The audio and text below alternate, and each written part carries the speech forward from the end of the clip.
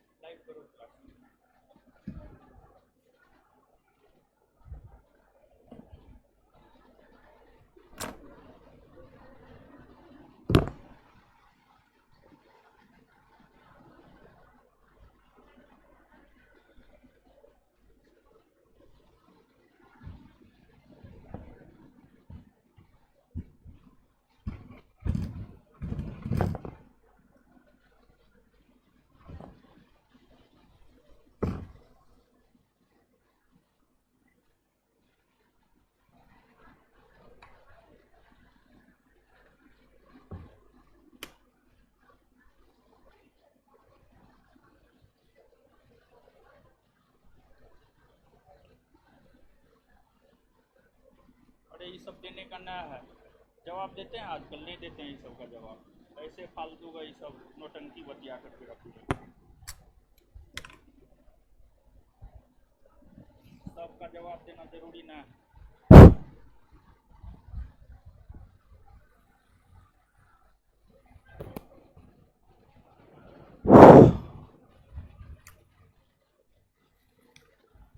चलिए आ जाइए, क्या हालचाल है? ठीक है, आइए। तब आज जो है सबसे पहले चैप्टर नंबर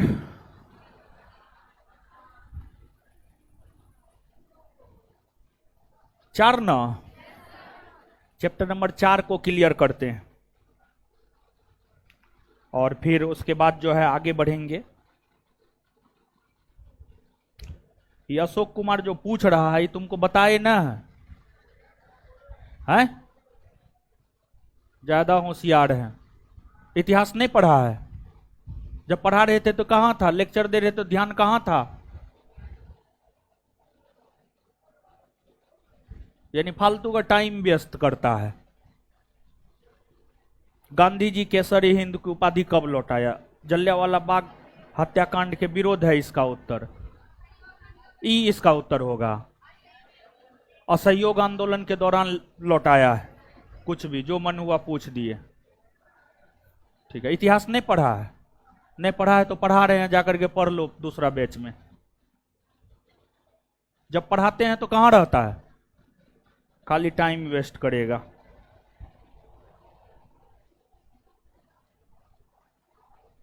जो आंसर बताए हैं जिस क्वेश्चन का वो सही है, सीधा सा बात है।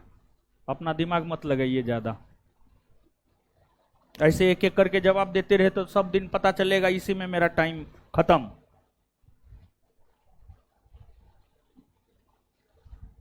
जितना पढ़ाया जा रहा है उतना याद रखो बस, अपना ज्यादा दिमाग मत लगाओ।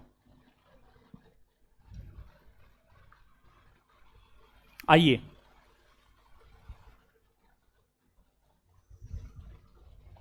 हटा दो कमेंट जी।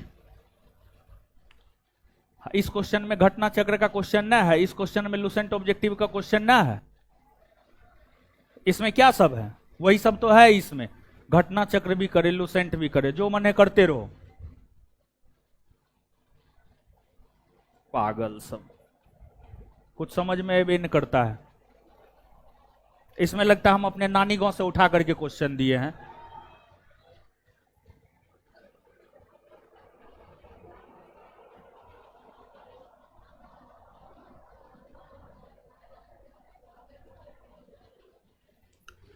आइए,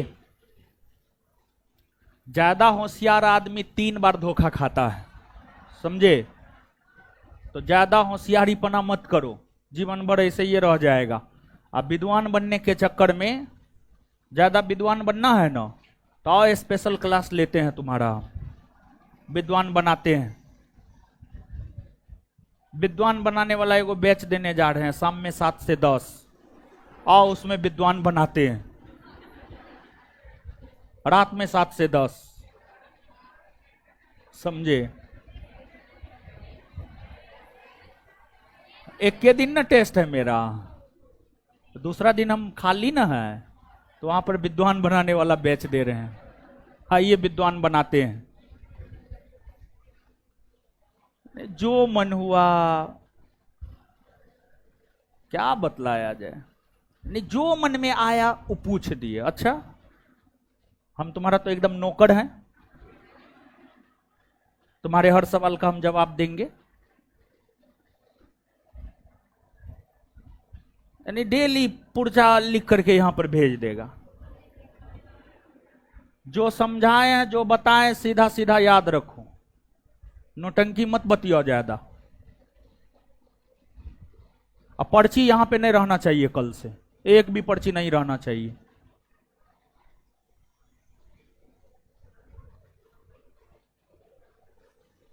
फालतू का टाइम बर्बाद करेगा। जो पढ़ाए वो तो याद है न। कल उठने बोले थे, क्या गो लड़का लड़की उठा? मुश्किल से 10 गो 15 गो लड़की खड़ा हुई थी, और ऊपर से मुश्किल से 10 गो लड़का आया था। यानी जो बता दिए हैं, जो समझा दिए वो तो याद है न। जो आंसर मरवा दिए हैं वो ब्रह्मा जी का लकीर है। अपना दिमाग मत लगाओ, दोबारा मत पूछो। लेवल 2 का फलना तो नानी गांव, जब क्वेश्चन बता रहे तो नानी गांव में था। लेवल 2 का तीसरा आंसर गलत बताएं, गलत याद रखो, सीधा बात है। ऐसे आंसर कोई गलत बताए ही नहीं है। आंसर में डिस्कशन करवा रहे हैं, क्या वो क्वेश्चन का आंसर गलत है, क्या वो टाइपिंग मिस्टेक। मुश्किल से अभी तक में हमको लगता है एगो मिला होगा, एगो दूगो मिला होगा। 300 400 500 क्वेश्चन करवा दिए, एगो दूगो आंसर मिला है, और नोटंकी बतियाता है। पढ़ने का लक्षण तो है ये नहीं है। जो पढ़ाए वो तो याद होगा नहीं। और गांधी जी वाला कौन था? जी अशोक कुमार। कौन है रे? उठो तो है, उठो तुम। कौन है? उठो। कहां था? पढ़ा रहे थे, कहां था तुम? पढ़ने वक्त ध्यान में रहता नहीं है।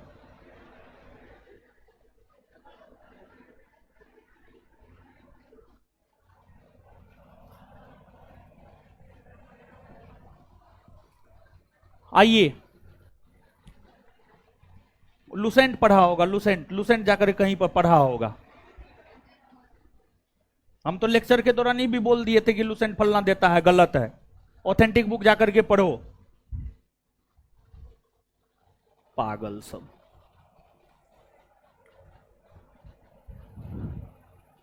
पहला क्वेश्चन, सॉरी, चैप्टर 4 का लेवल 2 का पहला क्वेश्चन। कौन सा कथन सही नहीं है? कौन है? अशोक कुमार है? कहां है अशोक कुमार? अशोक कुमार को भेजो तो उधर से जी। कौन है अशोक कुमार? अरे कौन है जी?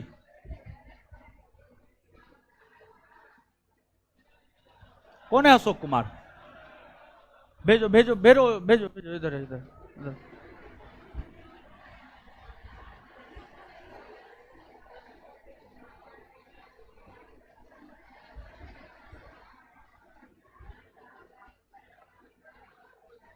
हाँ वहीं पे रहना।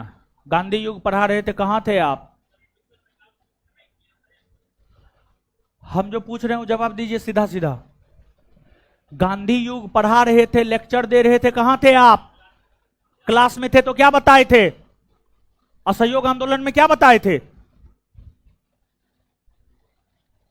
लेक्चर हम चलवाएं यहां पर असहयोग आंदोलन का है? तो क्या बताए थे उसमें? तो असहयोग आंदोलन बताए तो फिर प्रश्न पूछने का क्या जरूरत था? जाकर के बीएल ग्रोवर पढ़िए, बिपिन चंद्रा पढ़िए, शेखर बंदोपाध्याय का बुक पढ़िए। तीनों बुक में लिखा हुआ है। वो तीनों बुक बेहतर है या लुसेंट बेहतर है? जो बताएं वो याद रखिए, बेवजह का क्वेश्चन मत कीजिए। जो बता दिए हैं उसके लिए आप काहे क्वेश्चन करेंगे?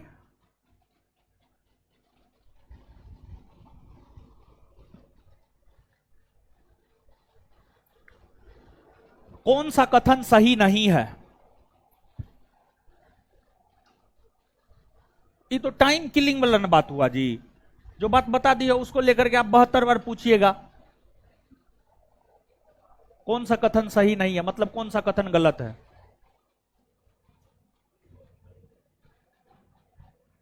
शांत रहिए। अब आइए बोर्ड पे।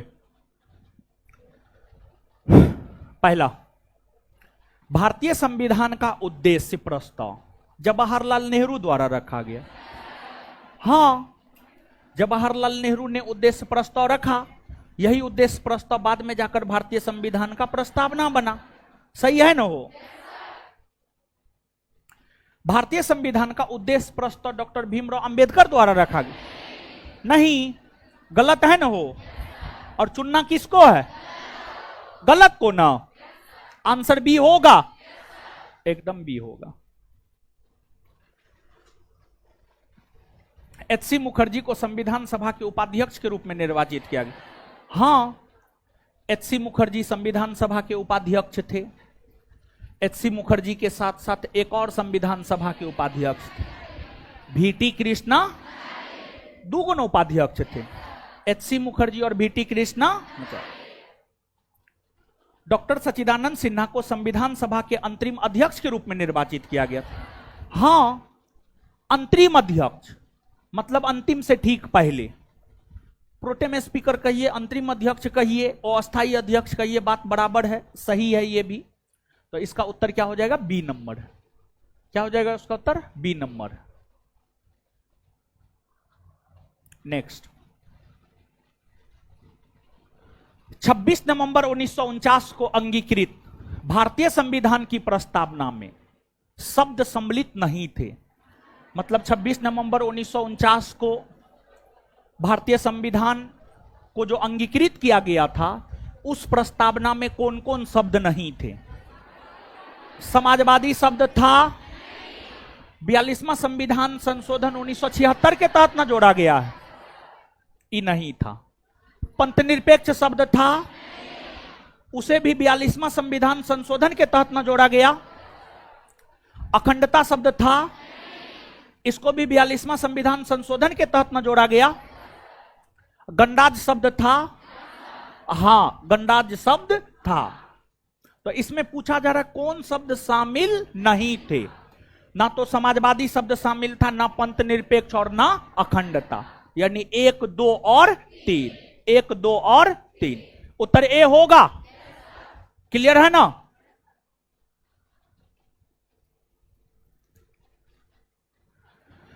भारतीय संविधान की प्रस्तावना में जिन आदर्शों एवं उद्देश्यों की रूपरेखा दी गई है, उनकी व्याख्या की गई है। मूल अधिकार के अध्याय में, राज्य के नीति निर्देशक सिद्धांतों के अध्याय में, मूल अधिकार राज्य के नीति निर्देशक सिद्धांत एवं मौलिक कर्तव्यों के अध्याय में, संविधान के पाठ में कहीं नहीं। इसका सही उत्तर क्या होगा? इसका सही उत्तर होगा सी। अब सी इसका सही उत्तर क्यों होगा समझिएगा। है ये पंखा को बंद करो तो, है पंखा बंद करो, इसको बंद करो इसको।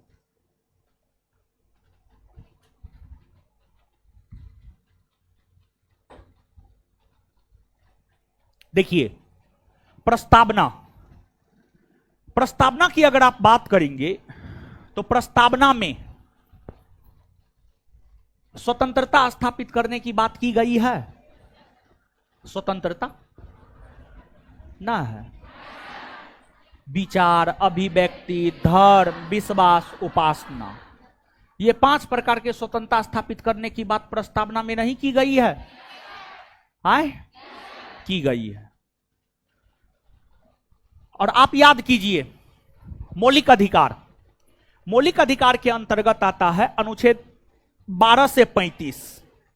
अनुच्छेद 12 से 35 के बीच में ही अनुच्छेद है 19 से 22, जिसमें स्वतंत्रता की बात की गई है, जिसमें विचार एवं अभिव्यक्ति की स्वतंत्रता की बात की गई है। तो प्रस्तावना जिस स्वतंत्रता की बात करता है वो मूल अधिकार के अध्याय में है और अनुच्छेद 19 से 22 के बीच में है। फिर प्रस्तावना समानता स्थापित करने की बात करता है, प्रतिष्ठा और अवसर की समानता स्थापित करने की बात करता है। मूल अधिकार के अंतर्गत ही अनुच्छेद 14 से अनुच्छेद 18 के बीच समानता स्थापित करने की बात की गई है। फिर प्रस्तावना न्याय की बात करता है, सामाजिक आर्थिक राजनीतिक न्याय की बात करता है। आप राज्य के नीति निर्देशक तत्व जिसके अंतर्गत अनुच्छेद 36 से अनुच्छेद 51 है, आप इन अनुच्छेदों को पढ़िए, आप अनुच्छेद 38 को पढ़िए, आप अनुच्छेद 39 को पढ़िए। यह सब अनुच्छेद सामाजिक आर्थिक राजनीतिक न्याय स्थापित करने की बात करता है। फिर प्रस्तावना में बंधुत्व भाईचारा स्थापित करने की बात की गई है। आप मौलिक कर्तव्य को पढ़िए। 11 मौलिक कर्तव्य में एक मौलिक कर्तव्य यह है कि भारत के लोगों के बीच आपसी समरसता और बंधुत्व अर्थात भाईचारे के विकास होने चाहिए, यह भी आपको मौलिक कर्तव्य है। तो मतलब प्रस्तावना में जो स्वतंत्रता और समानता की बात की गई है वो मूल अधिकार में देखने को मिलता है। प्रस्तावना में जो सामाजिक आर्थिक राजनीतिक न्याय की बात की गई है वह राज्य के नीति निर्देशक तत्व में देखने को मिलता है। प्रस्तावना में जो बंधुत्व की बात की गई है वह आपको मौलिक कर्तव्य में देखने को मिलता है। यानी कहने का मतलब यह हुआ कि प्रस्तावना में जिन आदर्शों एवं उद्देश्यों की रूपरेखा दी गई है उनकी व्याख्या मौलिक अधिकार में भी है, उनकी व्याख्या राज्य के नीति निर्देशक तत्व में भी है और उनकी व्याख्या मौलिक कर्तव्य में भी है, उनकी व्याख्या मौलिक कर्तव्य में भी है। कुछ गया है दिमाग में? अब यही क्वेश्चन हम तो समझा दिए।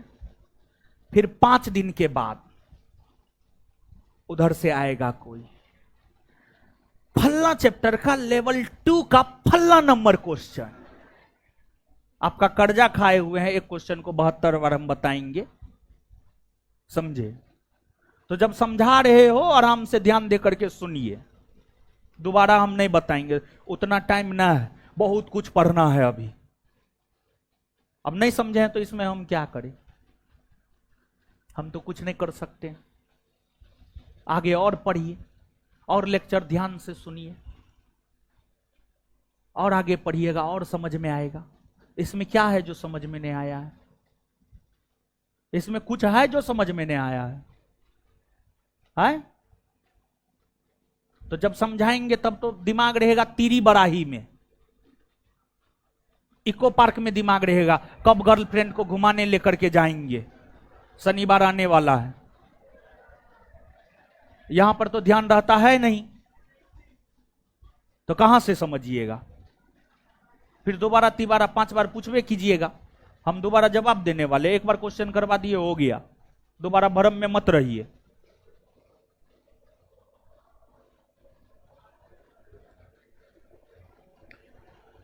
भारत के संविधान की प्रस्तावना में कितने प्रकार का न्याय, स्वतंत्रता, समानता एवं भ्रातृत्व का उसी क्रम में उल्लेख है। 3 प्रकार के न्याय की चर्चा है, सामाजिक आर्थिक और राजनीतिक न्याय। 5 प्रकार के स्वतंत्रता की चर्चा है, विचार अभिव्यक्ति धर्म विश्वास और उपासना। 2 प्रकार के समानता की चर्चा है, प्रतिष्ठा और अवसर। और 1 भ्रातृत्व अर्थात एक भाईचारा स्थापित करने की बात की गई है।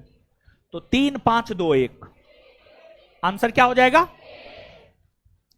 तो भारत के संविधान की प्रस्तावना में कितने प्रकार के न्याय की चर्चा? स्वतंत्रता, समानता, भ्रातृत्व। भारतीय संविधान की प्रस्तावना के बारे में कौन सा कथन सही है? 4 स्टेटमेंट दिया हुआ है, इसमें से एक स्टेटमेंट सही है, बाद बाकी सब गलत है। जो सही है उसी को चुनना है। पहला, समाजवादी धर्मनिरपेक्ष सब वर्ष 1950 में लागू संविधान के अंश नहीं थे। मतलब 1950 में जो संविधान लागू हुआ था उस संविधान के प्रस्तावना में ना समाजवादी शब्द था ना धर्मनिरपेक्ष शब्द था। सही है या गलत? सही है, क्योंकि समाजवादी और धर्मनिरपेक्ष शब्द 42वां संविधान संशोधन 1976 के तहत जोड़ा गया है। तो 42वां संविधान संशोधन 1976 के तहत जोड़ा गया है। 1950 में यह संविधान का अंश नहीं था, मतलब ये क्या है? सही है। आंसर हो जाएगा ए। उक्त शब्द वर्ष 1977 के संशोधन द्वारा जोड़े गए, नहीं 1976 के संशोधन द्वारा। उक्त शब्द वर्ष 1985 के संशोधन द्वारा जोड़े गए, नहीं 1976। उक्त शब्द संविधान के प्रस्तावना के अंग नहीं है, गलत है। वर्तमान में यह शब्द भी प्रस्तावना का अंग है। तो इसका उत्तर क्या हो जाएगा? ए नंबर।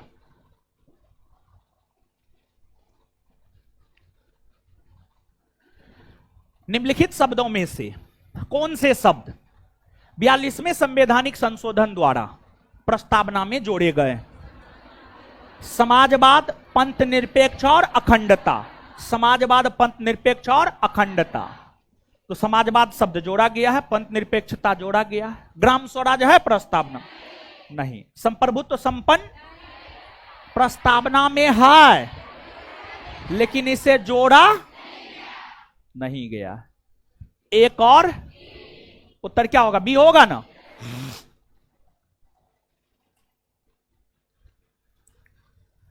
निम्नलिखित में से वे दो शब्द कौन से हैं जिनका समावेशन 42वें संशोधन द्वारा संविधान की उद्देशिका में किया गया? समाजवादी और धर्मनिरपेक्ष।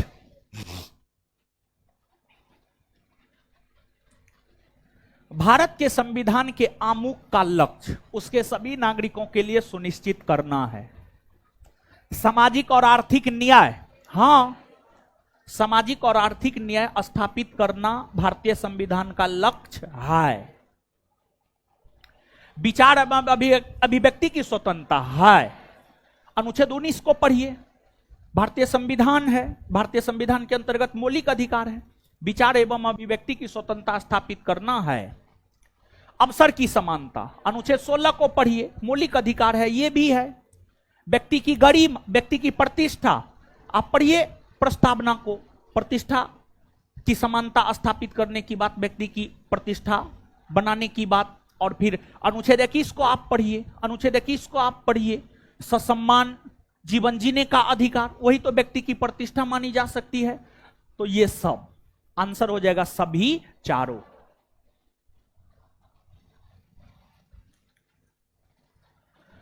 भारतीय संविधान की प्रस्तावना में इसके सभी नागरिकों को कौन सा न्याय प्रदान करने की व्यवस्था की गई है?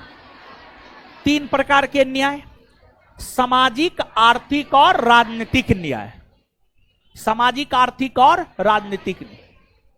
ए इसलिए नहीं होगा क्योंकि इसमें धार्मिक है, बी इसलिए नहीं होगा क्योंकि इसमें सांस्कृतिक है, और सी इसलिए नहीं होगा क्योंकि इसमें सांस्कृतिक है। तो आंसर क्या हो जाएगा? सामाजिक, आर्थिक व राजनीतिक। सामाजिक, आर्थिक व राजनीतिक। सभी व्यक्ति पूर्णतः और समान रूप से मानव है, यह सिद्धांत जाना जाता है। यह सिद्धांत सार्वभौमिकता से जाना जाता है। किससे जाना जाता है? सार्वभौमिक। किससे जाना जाता है? सार्वभौमिकता। सभी व्यक्ति पूर्णतः और समान रूप से है, यह सिद्धांत जाना जाता है सार्वभौमिकता। सभी व्यक्ति पूर्णतः और समान रूप से मानव है, यह सिद्धांत किस रूप में जाना जाता है? सभी व्यक्ति पूर्णतः और समान रूप से मानव है, यह सिद्धांत किस रूप में जाना? सार्वभौमिकता। भारतीय संविधान की प्रस्तावना में उल्लिखित सही क्रम कौन सा है? आप याद कीजिए। जो 5 शब्द है प्रस्तावना में, समाजवाद, पंथ निरपेक्ष, लोकतंत्र, गणराज, उसको याद रखने का ट्रिक कुछ बताए थे? क्या बताए थे? SSPLG।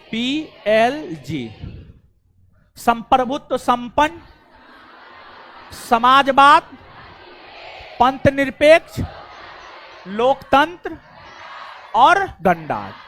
क्या होगा?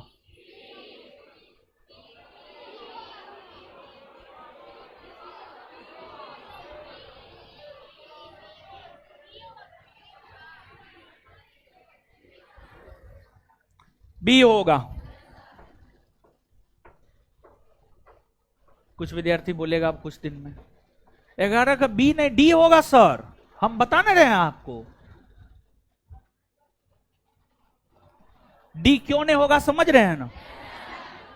क्योंकि पंथ निरपेक्ष शब्द बाद में है, समाजवादी शब्द, इसी वजह से डी नहीं।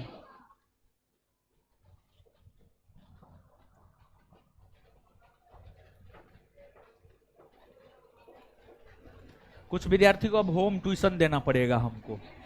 ऐसे भी वो आया था, तो एगो था ना, वो क्या नाम था उसका, सबीर टाइगर यादव सब आया था ना, बोला था ना रोशन आनंद तो होम ट्यूशन देता। तो अब लगता है आप लोग को होम ट्यूशन देना पड़ेगा। जिसका ये लव लेटर आता है ना, सब अपने अपने लव लेटर पर जो है अपना एड्रेस भेज दीजिएगा। समय निकाल निकाल करके हम आएंगे, आप लोग को होम ट्यूशन पढ़ाएंगे, चिंता नहीं करना है। एक बात एक बार बता दी है, 72 बार पूछे, तुम भी नहीं पूछती है जी, तुम भी नहीं पूछती है, तुम्हारा इसमें एक भी ना है। एक बार में तुमको समझ में आ जाता है सब चीज। बताइए कितनी सुंदर लड़की, एक बार में सब चीज समझ में आ जाता है। एक वो सवाल आज तक नहीं की है। बताइए जवाब भी देती है ये लड़की। कल खड़ा होने के लिए बोले थे, भी लड़की खड़ा हुई थी, पूछे थे क्वेश्चन, जवाब भी दी थी। ऐसे भी इससे पूछते हैं। देखिए तेज तेज तेज स्टूडेंट का देखिए लक्षण। ये सब भूसकोलबा सब क्वेश्चन पूछता है। आगे आइए, 12 नंबर, 42वें संविधान संशोधन अधिनियम 1976 द्वारा प्रस्तावना में किस शब्द को नहीं जोड़ा गया? गुट निरपेक्ष। और ये शब्द तो प्रस्तावना में नहीं ना है, हो न है, ये तीनों तो जोड़ा ही गया था। कल्याणकारी राज्य का उद्देश्य है, कल्याणकारी राज्य का उद्देश्य है कमजोर वर्गों के कल्याण का प्रबंधन करना। कमजोर वर्गों के कल्याण का प्रबंधन करना।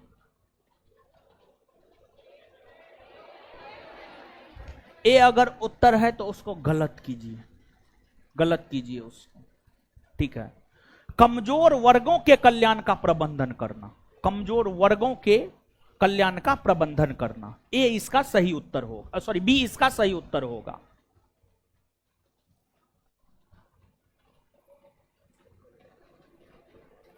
भारतीय गणतंत्र की 26/11/1950, 26/1 होगा, 26/11 26/1 होगा, 26 जनवरी 1950, 26/1 कीजिए, 26/1 26/1/1950 को सही संवैधानिक वस्तु स्थिति क्या थी जब संविधान लागू हुआ था? तो उस समय भारत संप्रभुत्व संपन्न लोकतंत्रात्मक गणराज्य था। उस समय प्रस्तावना में समाजवादी और पंथ निरपेक्ष शब्द नहीं था। तो उस समय का भारत संप्रभुत्व संपन्न लोकतंत्रात्मक गणराज्य था। उस समय का भारत संप्रभुत्व संपन्न लोकतंत्रात्मक गणराज्य था। आप याद कीजिए, जब प्रस्तावना पढ़ा रहे थे तो बताए थे। तो भारतीय गणतंत्र की 26/1/1950 को सही संवैधानिक वास्तु स्थिति क्या थी जब संविधान लागू किया गया था? संप्रभुत्व संपन्न लोकतंत्रात्मक गणराज्य। निम्नलिखित शब्दों में से कौन सा शब्द सन 1975 में भारतीय संविधान की प्रस्तावना में सम्मिलित नहीं था? अखंडता ना, अखंडता शब्द नहीं था, इसे 1976 में जोड़ा गया था। बाद बाकी सब शब्द था 1975 में। निम्नलिखित में से किस वाद में, यानी किस केस में, किस जजमेंट में उच्चतम न्यायालय ने धारणा प्रस्तुत की कि उद्देशिका संविधान का भाग है? बॉम्बे बनाम यूनियन ऑफ इंडिया। कौन सा राज्य का सबसे महत्वपूर्ण तत्व है? राज्य का सबसे महत्वपूर्ण तत्व है संप्रभुता। संप्रभुता, और संप्रभुता का मतलब समझते हैं ना?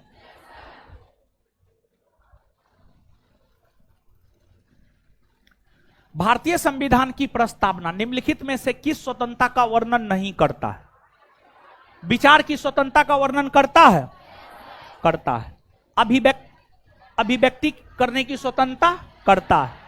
विश्वास की स्वतंत्रता, आर्थिक स्वतंत्रता नहीं।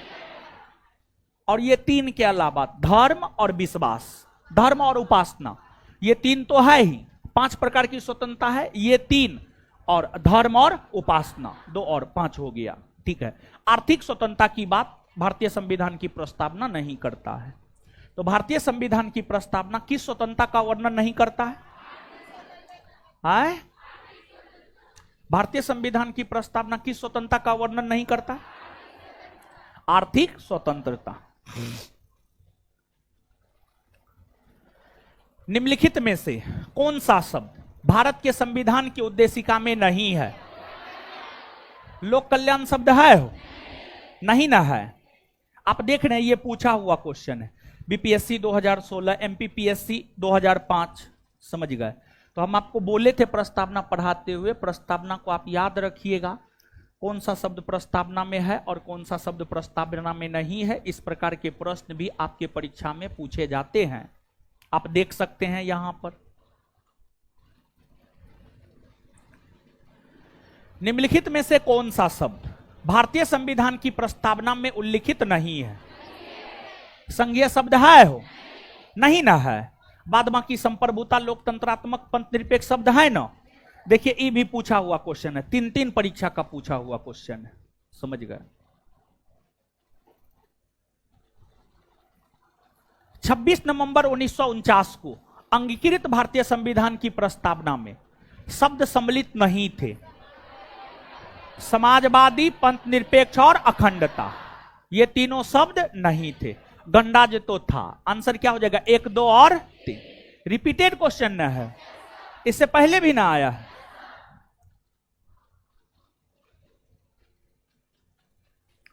कौन सा कथन सही है? पहला, सामाजिक समानता संविधान में प्रत्याभूत नहीं है, मतलब सामाजिक समानता की बात संविधान में नहीं है, गलत है संविधान में। आप भारतीय संविधान के अनुच्छेद 15 को पढ़िए, आप भारतीय संविधान के अनुच्छेद 15 को पढ़िए, उसमें तो सामाजिक समानता स्थापित करने की ही बात की गई है। तो मतलब सामाजिक समानता संविधान में प्रत्याभूत है, मतलब संविधान में शामिल है। देश में सामाजिक समानता पहले से ही विद्यमान है? नहीं। सामाजिक समानता का मतलब समझते हैं हो?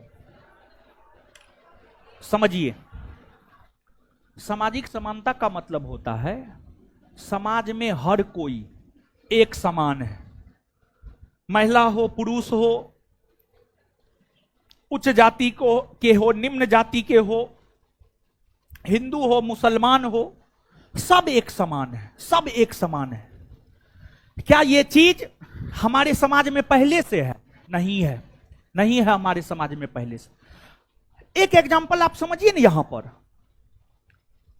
मेल और फीमेल को लेकर ही, लड़का लड़की को लेकर ही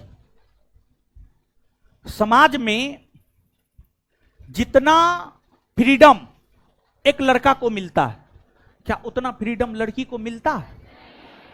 नहीं मिलता है, नहीं मिलता है। महिलाएं है, तुम लोग हल्ला बहुत करता है यार, ठीक है, ऐसे ये नहाए ना, मूड खराब है मेरा।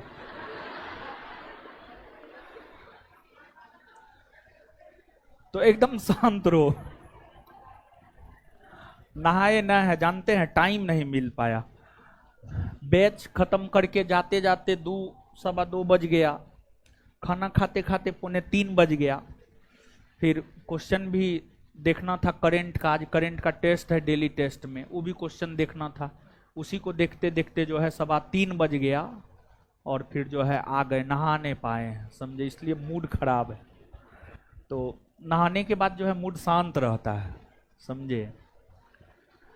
तो आप लोग हल्ला मत कीजिए, रिक्वेस्ट कर रहे हैं, नहीं तो हम डंगा देंगे एक तरफ से, समझे। और फिर कहिएगा कि मास्टर का मन बढ़ गया है, समझे, दिक्कत ही हो ना है। तो शांत रहिए आप लोग। देखिए, हाँ, अगर समाज में महिला और पुरुष को एक समान नजरिए से देखा जाता, एक समान दृष्टिकोण से देखा जाता, तो सरकार महिला सशक्तिकरण को बढ़ावा देने को लेकर के इतना कदम नहीं उठाता। कहीं ना कहीं महिलाएं हमारे समाज में पिछड़ी हुई है, इसलिए महिलाओं को मुख्य धारा में जोड़ने के लिए महिला सशक्तिकरण को लेकर अनेकों कदम उठाए गए हैं। महिलाओं को 35% तक सरकारी नौकरी में आरक्षण दिया गया है। यही सब तो महिला सशक्तिकरण के अंतर्गत उठाया गया कदम है। तो पहले से हमारे समाज में समानता नहीं था, पहले से हमारे समाज में समानता नहीं था। महिलाओं को पहले शिक्षा ग्रहण करने का अधिकार नहीं था, महिलाओं को पहले वेद पढ़ने का अनुमति नहीं था, फिर दलितों को पहले शिक्षा ग्रहण करने का अधिकार नहीं था, मंदिर में प्रवेश का अधिकार नहीं था। तो कहां से हमारे समाज में पहले से समानता था? तो हमारे समाज में पहले से समानता नहीं था। समझ गए? तो यह भी गलत है। सामाजिक समानता संविधान में प्रत्याभूत है, मतलब शामिल है अनुच्छेद 15 में, अनुच्छेद 15 में। तो यही सही है।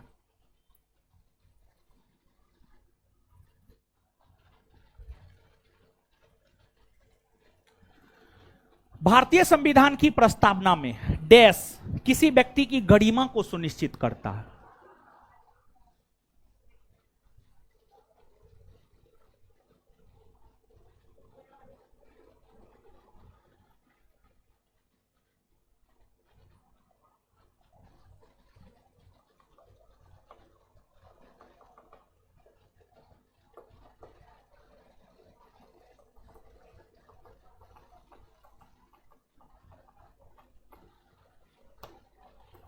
आंसर बंधुता दिया हुआ है क्या?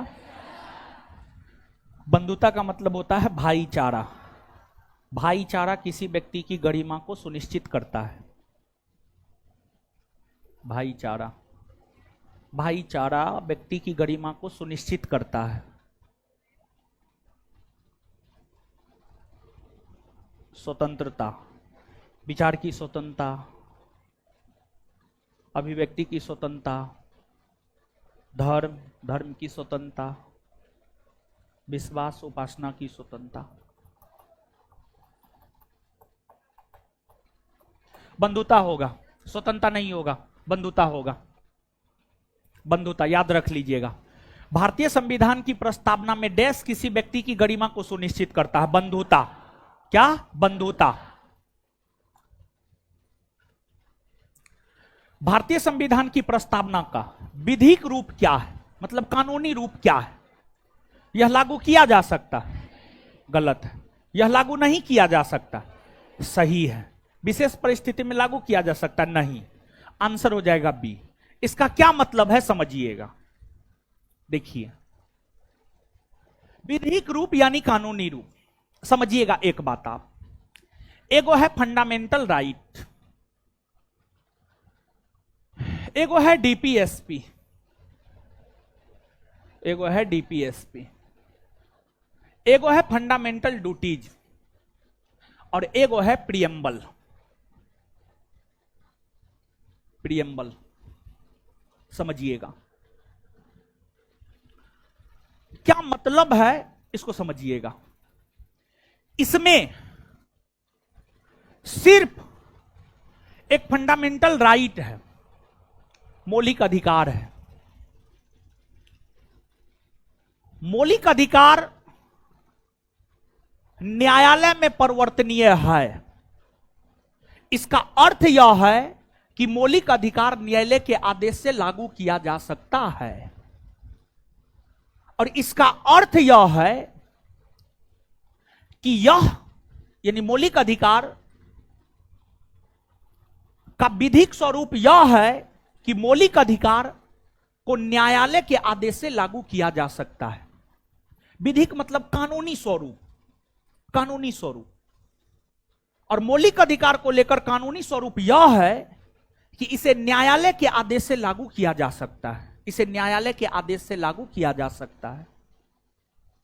लेकिन अगर डीपीएसपी की बात करें, directive principles of state policy, राज्य के नीति निर्देशक तत्व की बात करें, फंडामेंटल ड्यूटीज मौलिक कर्तव्य की बात करें और प्रियम्बल की बात करें, प्रस्तावना की बात करें, इन तीनों को न्यायालय के आदेश से लागू नहीं किया जा सकता है। मतलब इन तीनों को न्यायालय लागू नहीं कर सकता है। इन तीनों को न्यायालय लागू नहीं कर सकता है। यह न्यायालय में परिवर्तनीय नहीं होता है, यह न्यायालय में वाद योग्य नहीं होता है। मतलब इसका विधिक स्वरूप, कानूनी स्वरूप यह है कि इसे लागू नहीं किया जा सकता है न्यायालय के आदेश से। इसे न्यायालय के आदेश से लागू नहीं किया जा सकता है, यही इसका कानूनी स्वरूप है। कुछ समझ पा रहे हैं? तो भारतीय संविधान की प्रस्तावना का विधिक स्वरूप यह है कि यह न्यायालय के आदेश से लागू नहीं किया जा सकता है, नहीं किया जा सकता है। Answer B.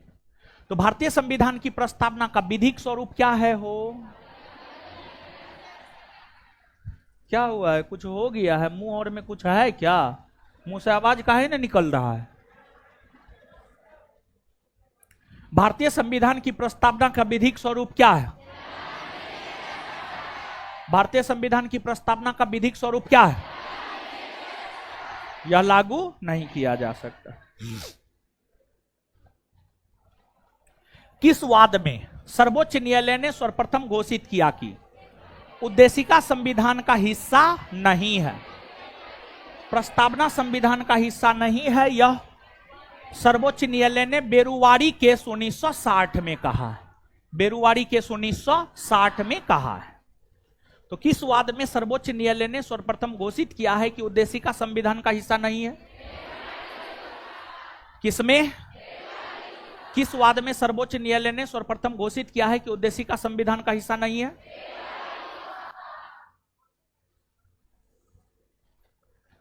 कौन सा कथन भारतीय संविधान की प्रस्तावना के संबंध में सही नहीं है, मतलब गलत है? कौन गलत है? गलत को चुनना है। 4 स्टेटमेंट है, उसमें एगो गलत है, गलत को ही चुनना है। यह न्यायविद नहीं है। हाँ, सही है या गलत? सही है। यह न्यायविद नहीं, इसे न्यायालय के आदेश से लागू नहीं किया जा सकता। यह न्यायविद नहीं है मतलब इसे न्यायालय के आदेश से लागू नहीं किया जा सकता है। सही बात है। ये स्रोत है और ना ही उसकी शक्तियों का निषेध कर सकती है, रोक नहीं लगा सकती है। सही है। प्रस्तावना संविधान का भाग है। हाँ, प्रस्तावना में अभी तक सिर्फ 2 बार ही संशोधन किया। गलत है ना? हो प्रस्तावना में अभी तक 2 बार नहीं बल्कि सिर्फ 1 बार संशोधन हुआ है। यही गलत है, यही इसका उत्तर होगा।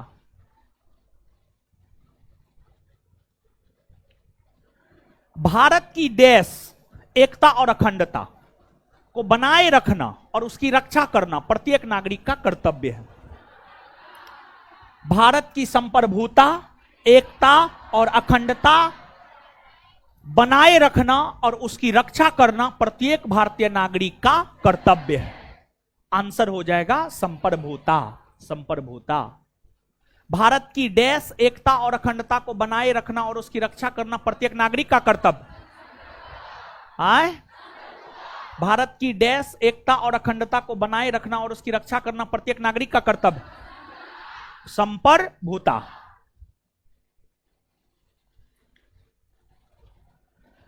भारत के संविधान की प्रस्तावना में निम्नलिखित में से किस एक को पहले मुख्य रूप से सम्मिलित नहीं किया गया था?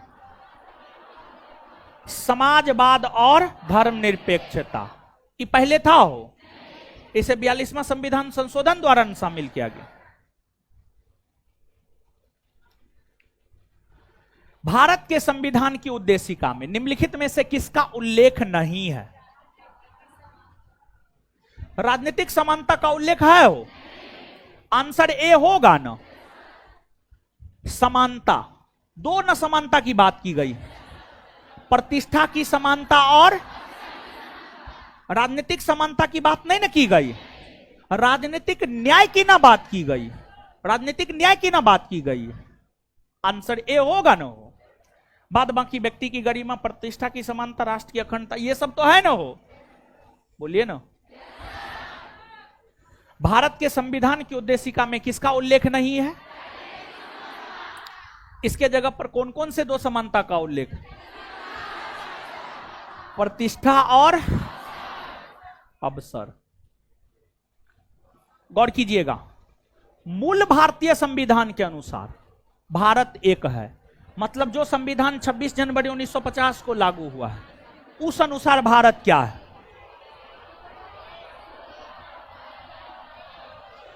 उस अनुसार भारत है संप्रभुत्व संपन्न लोकतंत्रात्मक गणराज्य। तो मूल भारतीय संविधान के अनुसार भारत है एक संप्रभुत्व संपन्न लोकतंत्रात्मक गणराज्य।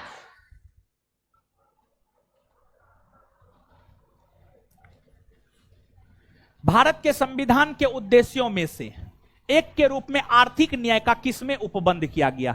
मतलब आर्थिक न्याय को लेकर बातें कहां कहां की गई है। एक तो अगर हम लोग संविधान की प्रस्तावना की बात करें तो प्रस्तावना में आर्थिक न्याय को लेकर बात की गई है।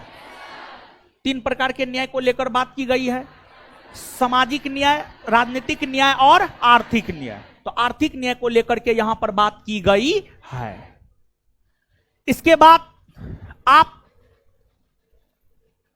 राज्य के नीति निर्देशक तत्व जिसकी चर्चा अनुच्छेद 36 से अनुच्छेद 51 के बीच में है, इन अनुच्छेदों में एक अनुच्छेद है अनुच्छेद 39, अनुच्छेद 39, और अनुच्छेद 39 में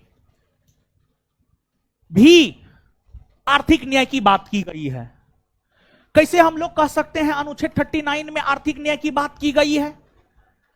अनुच्छेद 39 को पढ़िएगा तो उसमें है धन का समान रूप से वितरण, यानी जो धन है उसका समान रूप से भारत के लोगों के बीच वितरण किया जाए। यह तो आर्थिक न्याय वाली ही बात है। पुरुष और स्त्री दोनों को समान काम के लिए समान वेतन मिले, यह भी तो आर्थिक न्याय वाली ही बात है। तो मतलब एक प्रस्तावना में आर्थिक न्याय की बात की गई है और दूसरा राज्य के नीति निर्देशक तत्व में आर्थिक न्याय की बात की गई है। अगर हम मौलिक अधिकार की बात करें तो वहां पर तो नहीं, किसी भी अनुच्छेद में आर्थिक न्याय की बात नहीं की गई है। तो 2 ऐसे प्रावधान है मूलतः जहां पर आर्थिक न्याय स्थापित करने की बात की गई है। एक है प्रस्तावना और दूसरा है राज्य के नीति निर्देशक। आंसर बी होगा। काफी अच्छा क्वेश्चन है। भारत के संविधान के उद्देश्यों में से एक के रूप में आर्थिक न्याय का किसमें उपबंध किया गया है? भारत के संविधान के उद्देश्यों में से एक के रूप में आर्थिक न्याय का उपबंध किसमें किया गया? उद्देशिका और राज्य के नीति निर्देशक तत्व। भारत के संविधान के संबंध में निम्नलिखित में से कौन सा कथन सही नहीं है? मतलब कौन सा कथन गलत है? 4 स्टेटमेंट है, इसमें 3 गो सही है, 1 गो गलत है। जो गलत है उसी को चुनना है। समाजवादी और पंथ निरपेक्ष शब्द प्रारंभ में संविधान के अंश नहीं थे।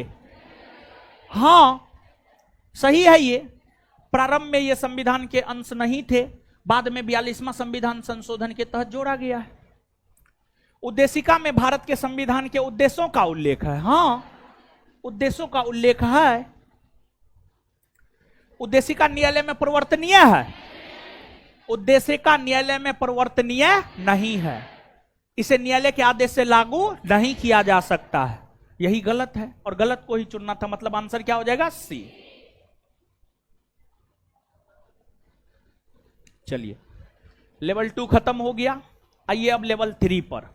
समझ गए? लेवल 3 पर आइए। संविधान की उद्देशिका के संबंध में निम्न कथनों पर विचार करिए और दिए गए कूट की सहायता से बताइए कि इनमें से कौन सही है। पंडित नेहरू द्वारा प्रस्तुत ऑब्जेक्टिव प्रस्ताव अंतोगतवा उद्देशिका बना। पंडित नेहरू ने जो उद्देश्य प्रस्ताव रखा था वही उद्देशिका यानी प्रस्तावना बना। हां, सही बात है ये। इसकी प्रकृति न्याय योग्य नहीं है, मतलब इसे न्यायालय के आदेश से लागू नहीं किया जा सकता। हाँ, सही है, प्रकृति न्याय योग्य नहीं है, न्यायालय के आदेश से लागू नहीं किया जा सकता। सही है ये भी। इसका संशोधन नहीं किया जा सकता, गलत है।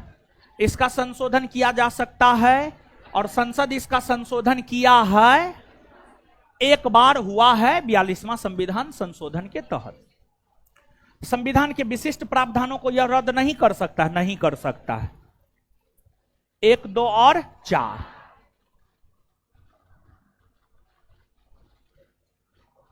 ये यूपीएससी का पूछा हुआ क्वेश्चन है 1997 का। पढ़ा रहे थे तो हम आपको बताए थे, इसी क्वेश्चन को लेकर के हम बोले थे। यानी पूरा प्रस्तावना दे दिया है, बीच में एगो तिथि छोड़ दिया। प्रस्तावना याद रहेगा तो आप आराम से बता दीजिएगा। इसका उत्तर क्या होगा? 26 नवंबर 1949 या 26 जनवरी 1950? 26 नवंबर 1900, ठीक है ना हो? हाँ, अब हम काहे ही प्रस्तावना पढ़ेंगे, आप समझिए ना गए।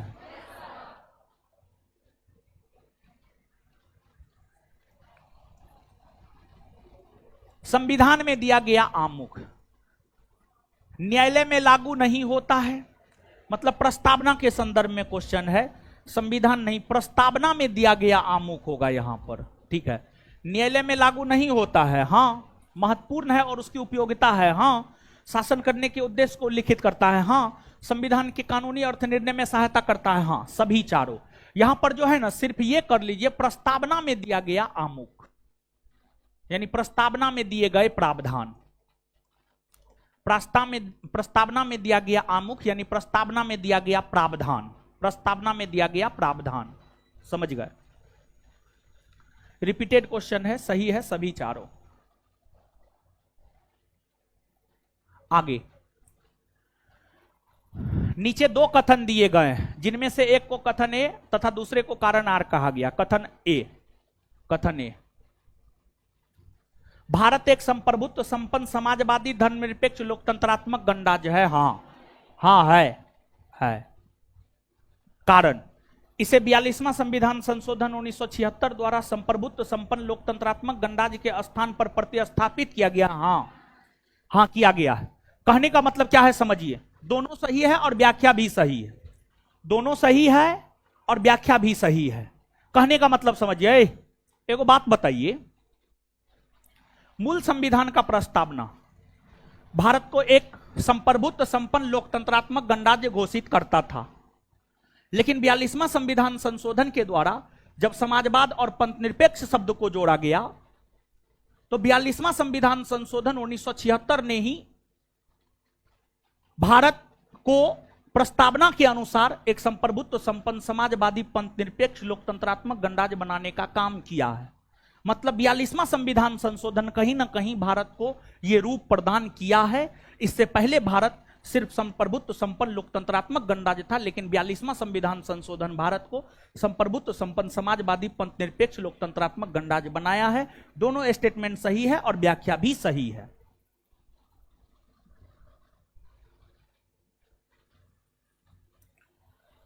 भारत के संविधान की उद्देशिका, संविधान का भाग है किंतु कोई विधिक प्रभाव नहीं रखती है, संविधान का भाग नहीं है, कोई विधिक प्रभाव भी नहीं रखती है, संविधान का भाग है और वैसा ही विधिक प्रभाव रखती है जैसा कि उसका कोई अन्य भाग। संविधान का भाग है किंतु अन्य भागों से स्वतंत्र होकर उसका कोई विधिक प्रभाव नहीं है।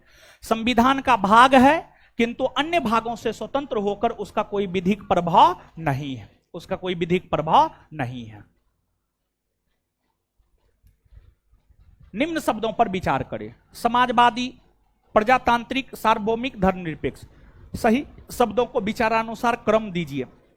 मतलब प्रस्तावना में इन चारों शब्दों में सबसे पहले कौन शब्द है? सार्वभौमिक। सार्वभौमिक शब्द आया है संप्रभुत्व संपन्नता के लिए, तो 3। उसके बाद समाजवाद, उसके बाद पंथ निरपेक्ष और उसके बाद प्रजाता। 3 1 4 2। आंसर क्या हो जाएगा? ए।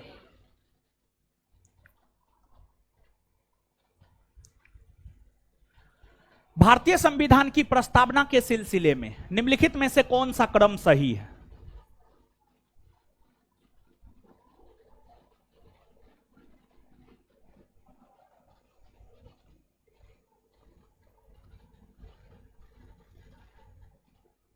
सार्वभौम, समाजवादी, धर्मनिरपेक्ष, जनवादी, यही होगा उत्तर।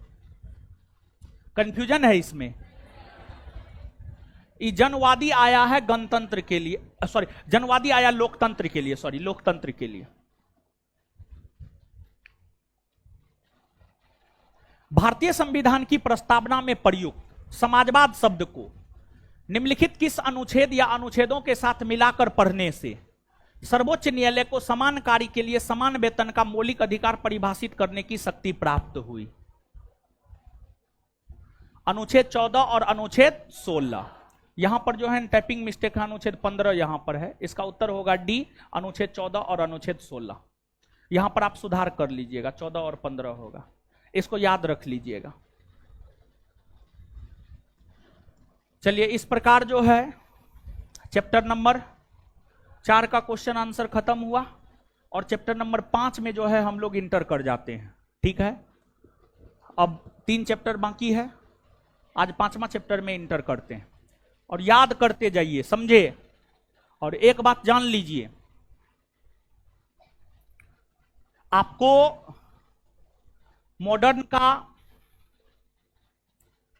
जो ऑब्जेक्टिव वीडियो के थ्रू करवाए हैं उसमें लुसेंट लुसेंट ऑब्जेक्टिव भी है, घटना चक्र भी है, दृष्टि भी है। अन्य ऑब्जेक्टिव करने का जरूरत नहीं है, उसी को बार बार करने का जरूरत है।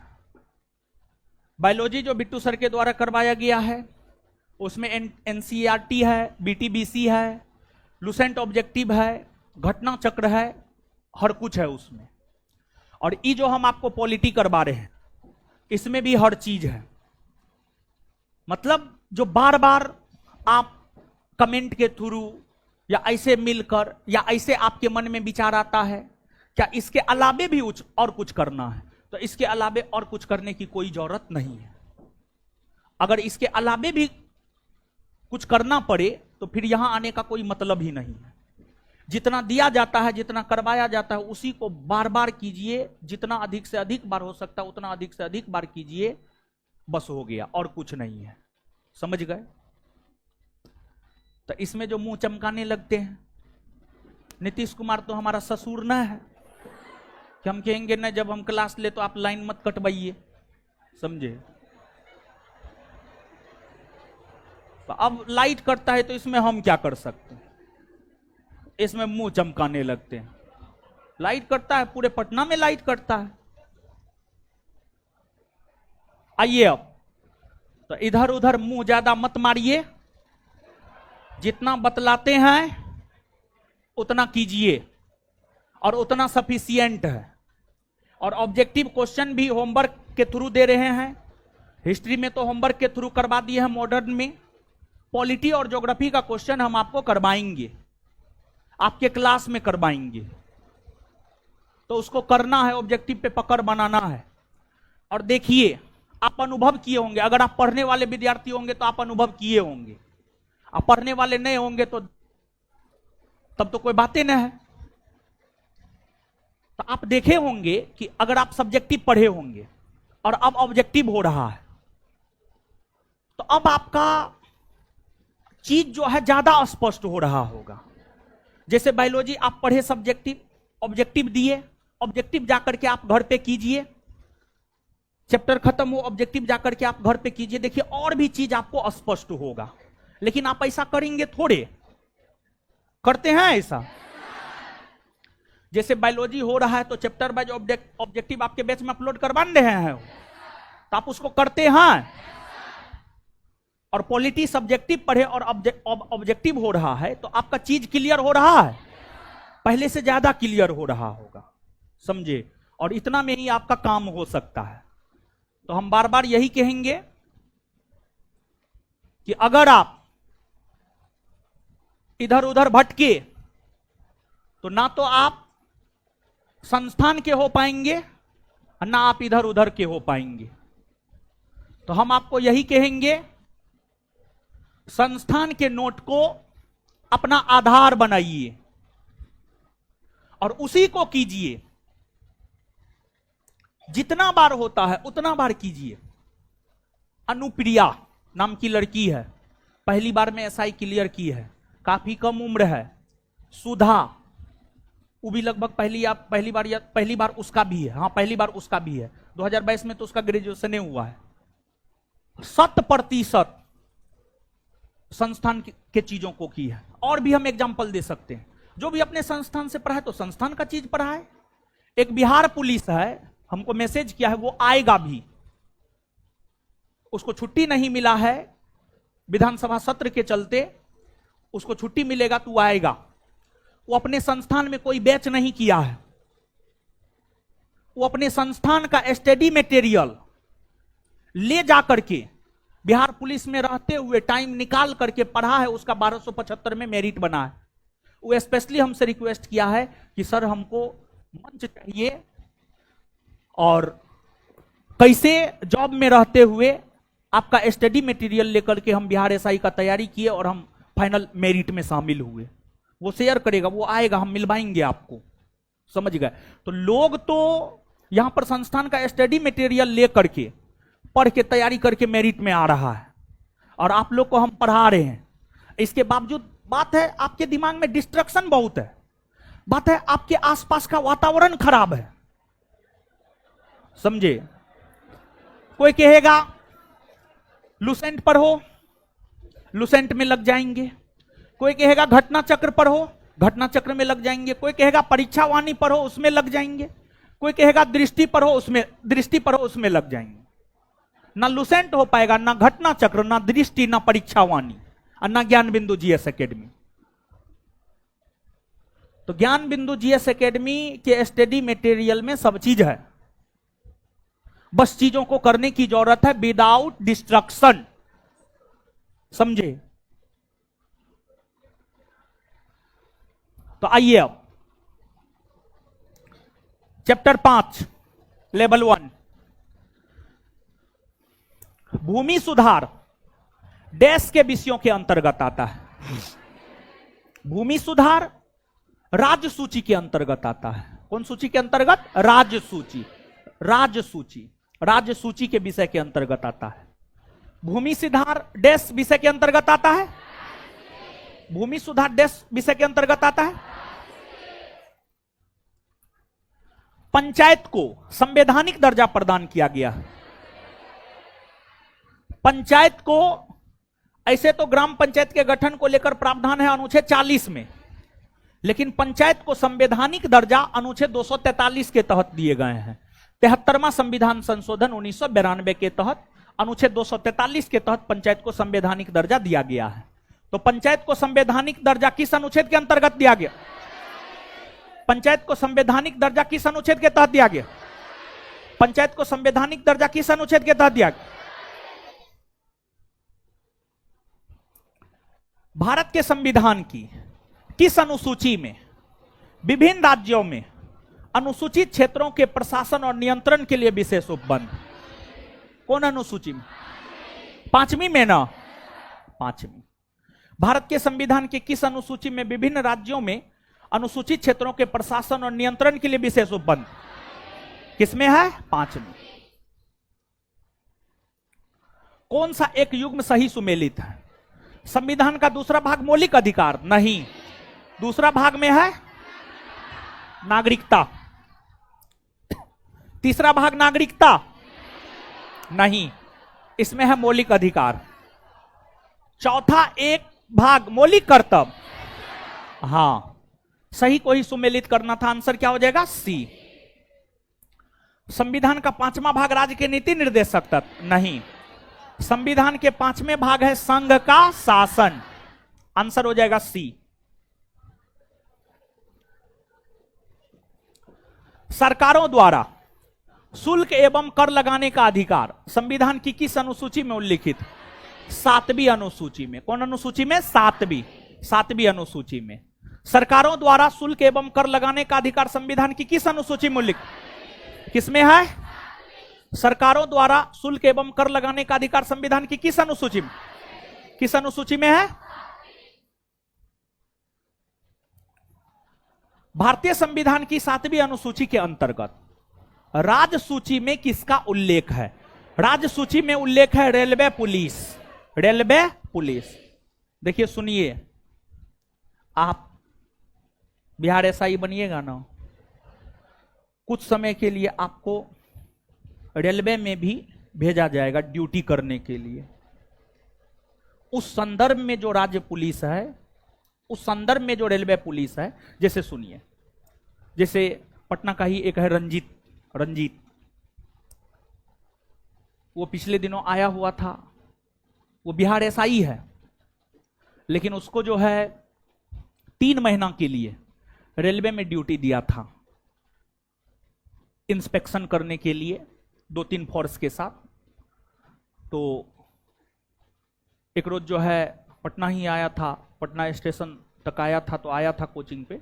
यानी कहने का मतलब ये है कि बिहार एसआई, ये तो बिहार सरकार है, बिहार सरकार वैकेंसी निकाला, बिहार सरकार का है पदाधिकारी, लेकिन रेलवे में कुछ समय के लिए भेजा जाता है। तो उस संदर्भ में जो रेलवे पुलिस है वो राज्य सूची का विषय है। उस संदर्भ में जो रेलवे पुलिस है वो राज्य सूची का विषय है। समझ गए? शिक्षा समवर्ती सूची का विषय है। शिक्षा की अगर हम बात करें तो समवर्ती सूची का विषय है। विद्युत भी समवर्ती सूची का विषय है और वन भी समवर्ती सूची का विषय है। शिक्षा, विद्युत, वन ये सभी समवर्ती सूची का विषय है। इस ऑप्शन के अकॉर्डिंग रेलवे पुलिस जो है राज्य सूची का विषय है। तो भारतीय संविधान की 7वीं अनुसूची के अंतर्गत राज्य सूची में किसका उल्लेख है? किसका उल्लेख है? भारतीय संविधान में कितनी अनुसूची है? 12। भारतीय संविधान में कितनी अनुसूची है? 12। भारतीय संविधान की 7वीं अनुसूची के अंतर्गत संघ सूची में निम्नलिखित में से किसका उल्लेख नहीं है? गैस, ये राज्य सूची का विषय है। राज्य सूची का विषय है। बाद बाकी बैंकिंग, बीमा, जनगणना ये सब संघ सूची का विषय है। बैंकिंग, बीमा, जनगणना ये सब संघ सूची का विषय है। संविधान की अनुसूची 6 इनमें से किस राज्य में लागू नहीं होती है? छठी अनुसूची 4 राज्य में लागू होती है। छठी अनुसूची 4 राज्य में लागू होती है। असम, मेघालय, मिजोरम, त्रिपुरा। तो किस में लागू नहीं होती? मणिपुर ना।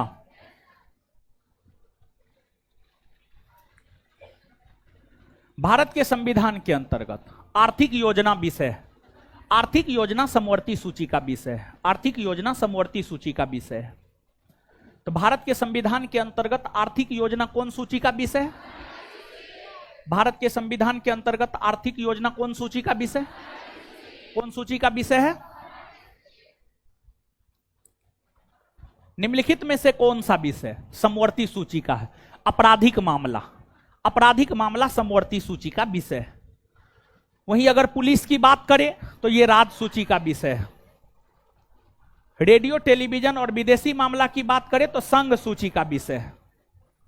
संघ सूची का विषय है। आपराधिक मामला जो है समवर्ती सूची का विषय है।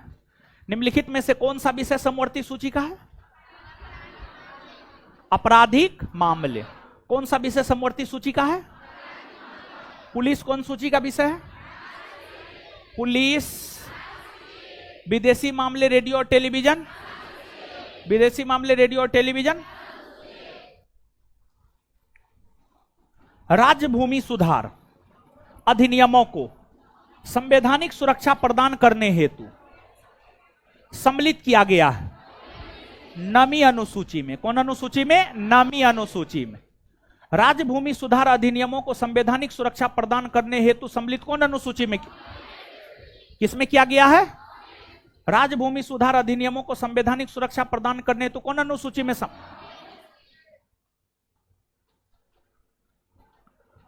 वर्तमान में भारतीय संविधान में गणना के दृष्टिकोण से कितने अनुच्छेद और कितनी अनुसूची है? गणना के दृष्टिकोण से 450 से अधिक अनुच्छेद। ऑप्शन के अकॉर्डिंग अगर जाएंगे तो 463 अनुच्छेद और 12 अनुसूची। वर्तमान में भारतीय संविधान में गणना के दृष्टिकोण से कितने अनुच्छेद और कितनी अनुसूची? भारतीय संविधान की निम्न दी गई अनुसूचियों में से कौन सी एक राज्य के नामों की सूची तथा उनके राज्य क्षेत्रों का ब्यौरा देती है? पहली अनुसूची। पहली अनुसूची राज्य के नाम की सूची और उनके राज्य क्षेत्रों का ब्यौरा देती है। पहली अनुसूची। मूलतः भारतीय संविधान को कितने भागों में विभाजित किया? मूलतः भारतीय संविधान को 22 भागों में विभाजित किया गया। कितने भागों में? 22 भागों में। भारतीय संविधान के किस अनुच्छेद के अंतर्गत अखिल भारतीय सेवाओं का प्रावधान किया गया? अखिल भारतीय सेवाओं का प्रावधान किया गया है अनुच्छेद 312। तो अखिल भारतीय सेवाओं के प्रावधान किस अनुच्छेद के अंतर्गत किए गए? कौन अनुच्छेद के अंतर्गत? 312। निम्नलिखित में से कौन सा विषय भारतीय संविधान की 7वीं अनुसूची की सूची 3 समवर्ती सूची में शामिल है? समवर्ती सूची में शामिल है दंड प्रक्रिया, दंड प्रक्रिया, दंड प्रक्रिया समवर्ती सूची में शामिल है। पुलिस राजसूची का विषय है, कारागार राजसूची का विषय है, और लोक व्यवस्था भी राजसूची का विषय है।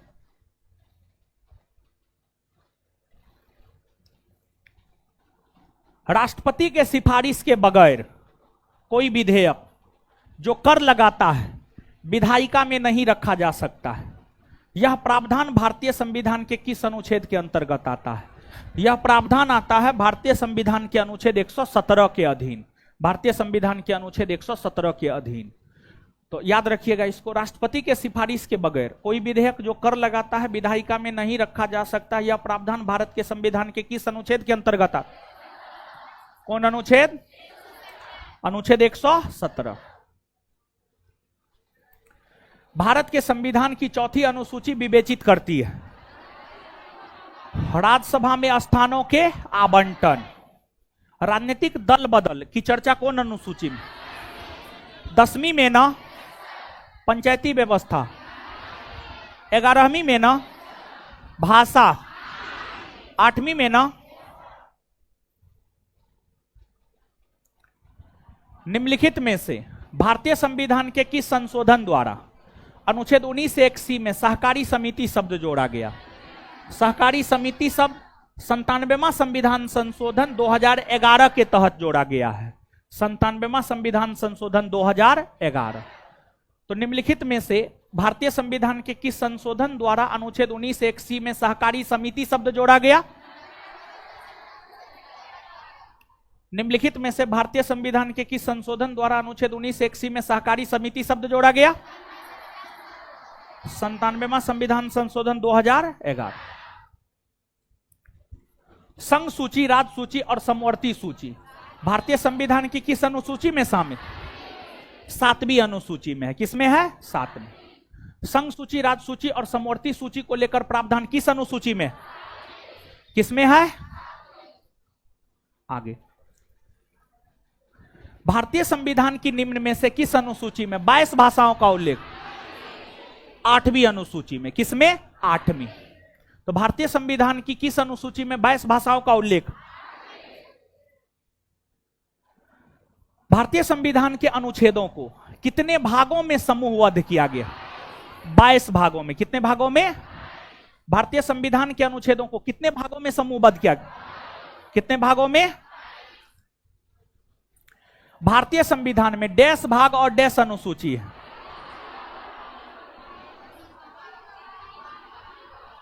25 भाग और 12 अनुसूची। 25 भाग और 12 अनुसूची। भारतीय संविधान में डैश भाग और डैश अनुसूची है। अप्रैल 2022 तक प्राप्त जानकारी के अनुसार भारतीय संविधान में 12 अनुसूचियों के साथ कितने अनुच्छेद हैं? 448। 448।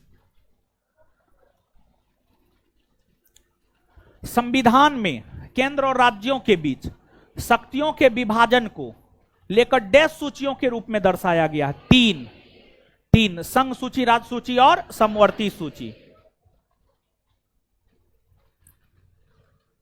अनुच्छेद 279A 279A किस संवैधानिक निकाय से संबंधित है? यह वस्तु एवं सेवा कर परिषद से संबंधित है। वस्तु एवं सेवा कर परिषद की चर्चा ही 279A में है। यूपीएससी को लेकर प्रावधान अनुच्छेद 315 में है। भारत निर्वाचन आयोग को लेकर प्रावधान 324 में है। वित्त आयोग को लेकर प्रावधान अनुच्छेद 280 में है। तो 279A में वस्तु एवं सेवा कर परिषद की चर्चा है। भारतीय संविधान का अनुच्छेद 72 किससे संबंधित है?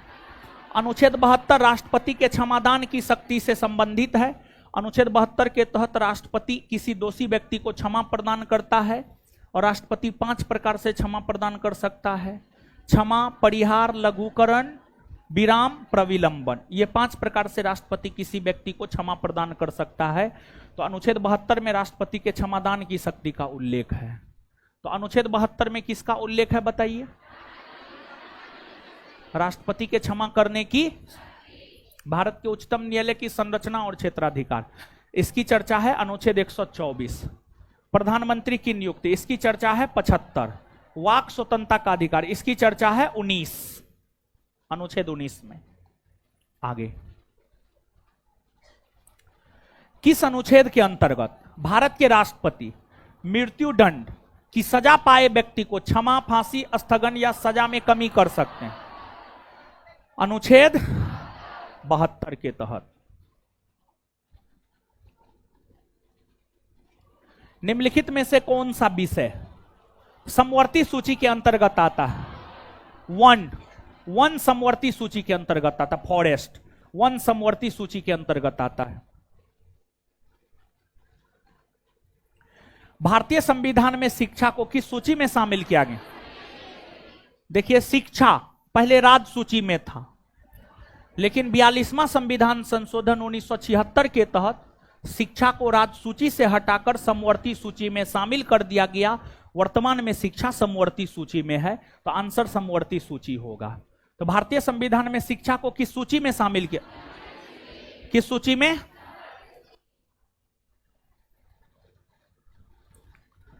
भारतीय संविधान का अनुच्छेद 21 इनमें से किस विकल्प से संबंधित है?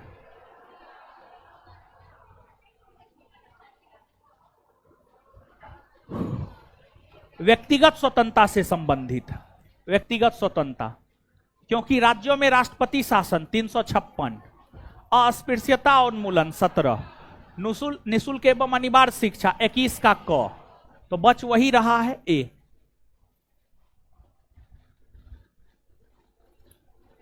जीने का अधिकार, राइट टू लाइफ, भारतीय संविधान के किस अनुच्छेद के तहत प्रदान किए गए?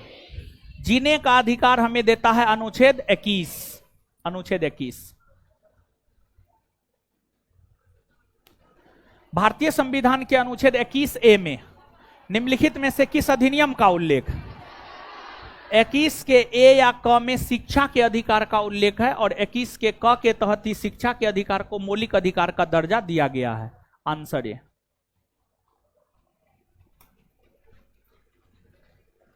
संविधान के अनुसार किस अनुच्छेद के तहत जीवन की सुरक्षा और व्यक्तिक स्वाधीनता प्रदान की गई है? अनुच्छेद 21।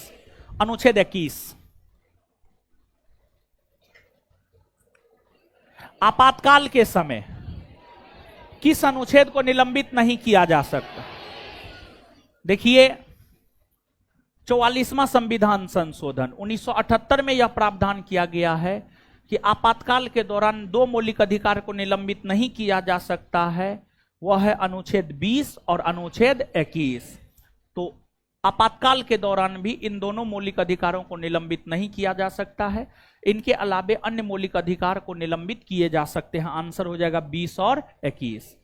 तो आपातकाल के समय किस अनुच्छेद को निलंबित नहीं किया जा सकता? 20 और 21। आपातकाल के समय किस अनुच्छेद को निलंबित नहीं किया जा सकता? 20 और 21। संविधान के किस अनुच्छेद के तहत आत्मसंभ्रांत स्वयं के विरुद्ध अध्यारोपण साक्ष्य प्रतिबंधित है?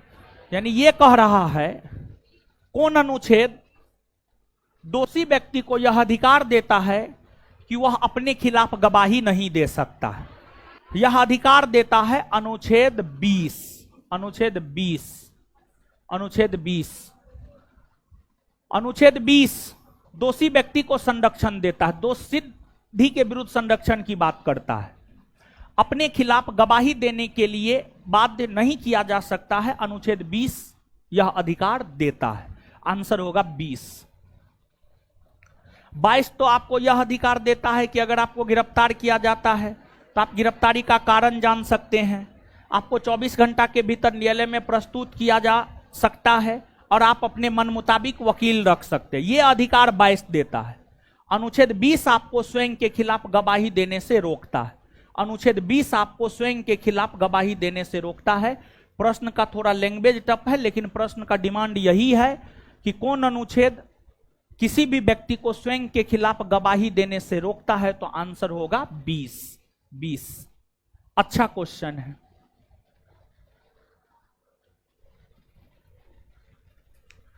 भारतीय संविधान के निम्नलिखित में से किस अनुच्छेद में कर्मचारियों के लिए निर्वाह, मजदूरी आदि का प्रावधान निर्दिष्ट किया गया?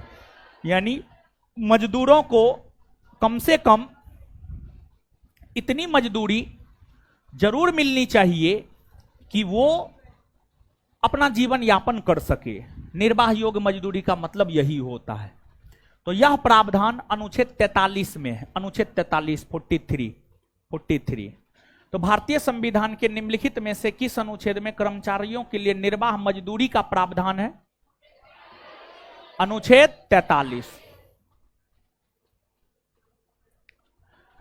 भारतीय संविधान का कौन सा अनुच्छेद अंतर्राष्ट्रीय शांति और सुरक्षा को बढ़ावा देने पर राज्य के नीति निर्देशक सिद्धांतों को निर्धारित करता है?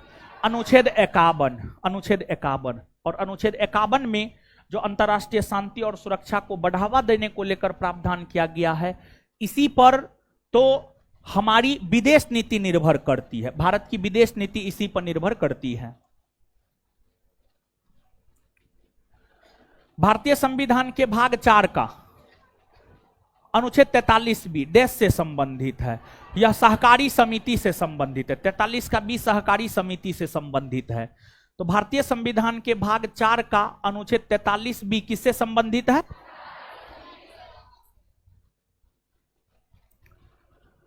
भारतीय संविधान के किन दो अनुच्छेदों में न्यायिक समीक्षा की शक्ति को सर्वाधिक स्पष्ट रूप से परिभाषित किया गया है? न्यायिक समीक्षा की शक्ति को स्पष्ट रूप से परिभाषित करता है दो अनुच्छेद। एक अनुच्छेद है अनुच्छेद 32 और दूसरा है अनुच्छेद 226। अनुच्छेद 32 और अनुच्छेद 226। किस अनुच्छेद के तहत भारत के उच्च न्यायालय रीट जारी कर सकता है? भारत का उच्च न्यायालय रीट जारी कर सकता है अनुच्छेद 226 के तहत। वही भारत का सर्वोच्च न्यायालय रीट जारी कर सकता है अनुच्छेद 32 के तहत। और अनुच्छेद 131 में सर्वोच्च न्यायालय के प्रारंभिक क्षेत्राधिकार या मूल क्षेत्राधिकार का वर्णन है। और अनुच्छेद 143 राष्ट्रपति को सुप्रीम कोर्ट से संवैधानिक मसलों पर सलाह लेने का अधिकार देता है। भारतीय संविधान का इनमें से कौन सा अनुच्छेद राष्ट्रपति के कार्यकाल से संबंधित है? राष्ट्रपति के कार्यकाल से संबंधित अनुच्छेद है अनुच्छेद 56। और अनुच्छेद 56 यह कहता है कि शपथ ग्रहण करने की तिथि से 5 वर्षों तक राष्ट्रपति अपने पद पर बने रहेंगे। तो राष्ट्रपति के कार्यकाल से संबंधित कौन अनुच्छेद है? कौन अनुच्छेद है? अनुच्छेद 53। अनुच्छेद 53 यह कहता है कि संघ की कार्यपालिका शक्ति राष्ट्रपति में निहित होगी। मतलब संघ सरकार के सभी काम राष्ट्रपति के नाम से होंगे। संघ सरकार के सभी काम राष्ट्रपति के नाम से होंगे। अनुच्छेद 54 राष्ट्रपति के निर्वाचक मंडल के विषय में बतलाता है। मतलब राष्ट्रपति के चुनाव में कौन भाग लेता है इस विषय में बतलाता है। अनुच्छेद 55 राष्ट्रपति के चुनाव के रीति या तरीका के विषय में बतलाता है। और अनुच्छेद 55 यह कहता है राष्ट्रपति का चुनाव अनुपातिक प्रतिनिधित्व के आधार पर एकल संक्रमणीय मत प्रणाली के द्वारा होता है। तो कौन सा अनुच्छेद राष्ट्रपति के कार्यकाल से संबंधित है? राष्ट्रपति के कार्यकाल से संबंधित है। भारतीय संविधान का अनुच्छेद 280 किससे संबंधित है? अनुच्छेद 280 संबंधित है वित्त आयोग से। वित्त आयोग से। अनुच्छेद 280 किससे संबंधित है? निजता का अधिकार मौलिक अधिकार है अनुच्छेद 21 के तहत। शिक्षा मौलिक अधिकार है 21 के क के तहत। समानता के अधिकार की चर्चा अनुच्छेद 14 से अनुच्छेद 18। इनमें से किस राज्य को अनुच्छेद 371 के तहत विशेष राज्य का दर्जा प्रदान किया गया है? अनुच्छेद 371 के तहत विशेष राज्य का दर्जा प्रदान किया गया है नागालैंड को। नागालैंड को। तो किस राज्य को अनुच्छेद 371 के तहत विशेष राज्य का दर्जा प्रदान किया गया? किसको प्रदान किया गया?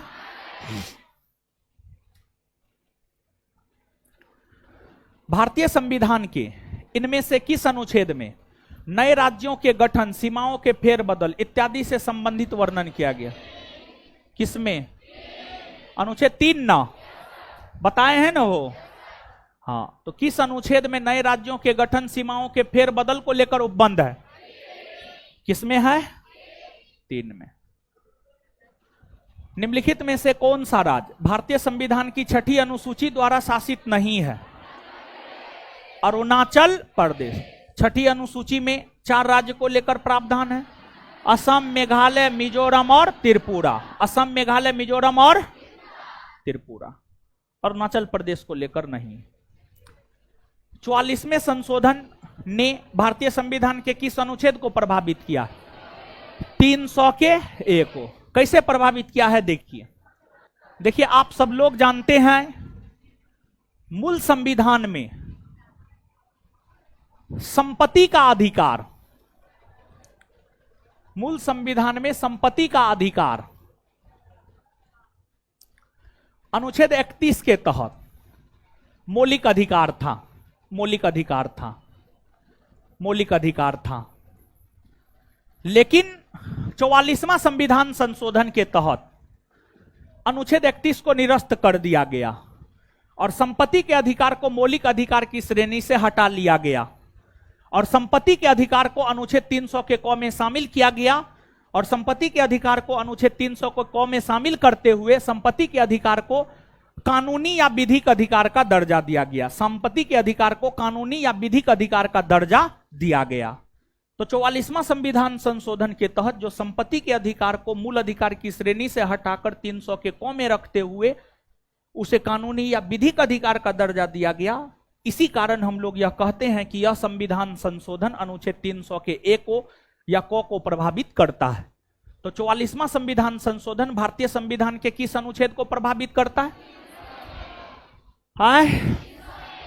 300 के क या ए।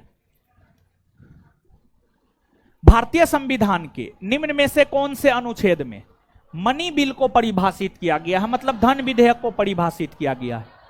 धन विधेयक को परिभाषित किया गया है अनुच्छेद 110 में और धन विधेयक को परिभाषित करता है लोकसभा का अध्यक्ष। 109 में धन विधेयक से संबंधित विशेष प्रक्रिया है, जैसे यह है कि धन विधेयक को सबसे पहले राष्ट्रपति के पूर्व अनुमति से लोकसभा में रखा जाएगा। यह सब प्रक्रिया है 109 में। 115 में अनुपूरक बजट की चर्चा है और अनुच्छेद 113 में अनुदान की मांग की चर्चा है।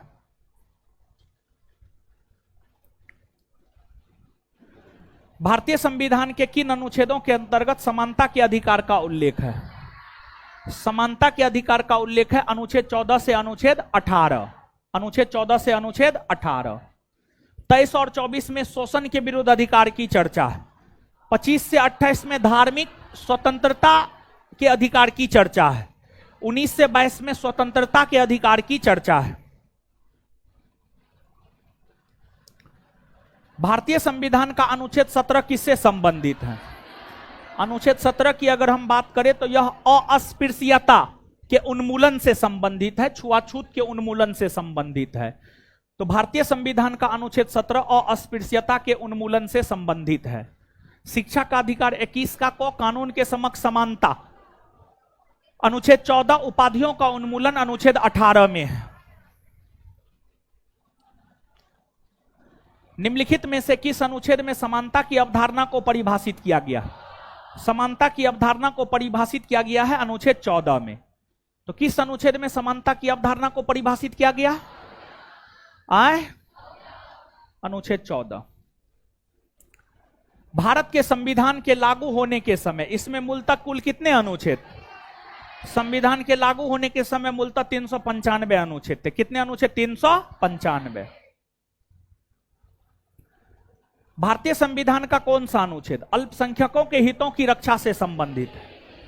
अल्पसंख्यकों के हितों की रक्षा से संबंधित है अनुच्छेद 29। कौन अनुच्छेद? अनुच्छेद 29। तो भारतीय संविधान का कौन सा अनुच्छेद अल्पसंख्यकों के हितों की रक्षा से संबंधित है? 29। भारतीय संविधान के किस अनुच्छेद में यह निर्दिष्ट किया गया है कि राज्य ग्राम पंचायतों का संगठन करने के लिए कदम उठाएगा? अनुच्छेद 40। अनुच्छेद 40।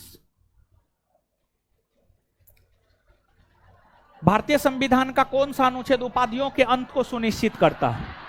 उपाधियों के अंत को सुनिश्चित करता है अनुच्छेद 18। अनुच्छेद 18। भारतीय संविधान के किस अनुच्छेद में पंचायतों और स्थानीय निकाय शासन से संबंधित प्रावधान शामिल है? अनुच्छेद 243। तो भारतीय संविधान के किस अनुच्छेद में पंचायतों और स्थानीय निकाय शासन से संबंधित प्रावधान शामिल है? 243। संविधान के इनमें से किस अनुच्छेद में केंद्रीय बजट को वार्षिक वित्तीय विवरण के रूप में संदर्भित किया गया? अनुच्छेद 112 में। निम्नलिखित में से किस अनुच्छेद में यह प्रावधान किया गया है कि राष्ट्रपति के आदेश द्वारा एक अंतर्राज्यीय परिषद का गठन किया जा सकता है? राष्ट्रपति के आदेश द्वारा एक अंतर्राज्यीय परिषद का गठन किया जा सकता है, यह प्रावधान किया गया है अनुच्छेद 263 में। अनुच्छेद 263 में। वित्तीय आपातकाल संबंधी प्रावधानों का उल्लेख भारतीय संविधान के किस अनुच्छेद में? वित्तीय आपात को लेकर प्रावधान है अनुच्छेद 360 में। अनुच्छेद 360 में। भारतीय संविधान का अनुच्छेद 368 डैश से संबंधित। अनुच्छेद 368 संविधान में संशोधन से संबंधित है। संविधान के संशोधन से संबंधित है।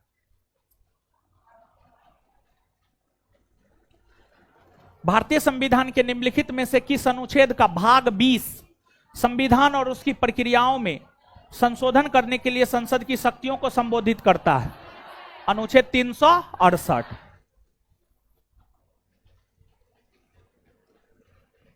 संविधान के किस अनुच्छेद के तहत भारत का उच्चतम न्यायालय मौलिक अधिकार के प्रवर्तन के लिए रीट जारी कर सकता है?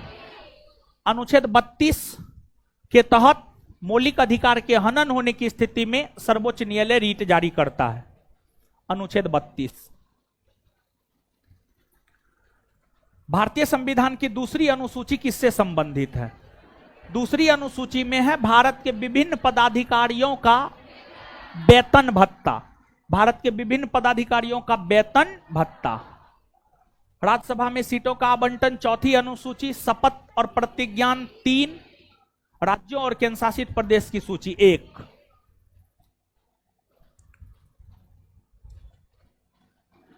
भारतीय संविधान के किस अनुच्छेद में संसद के विश्रांति काल के दौरान राष्ट्रपति को अध्यादेश लाने की शक्ति प्रदान की गई है?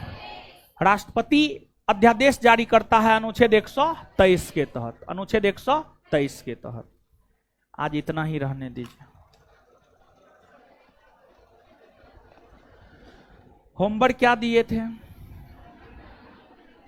हाँ,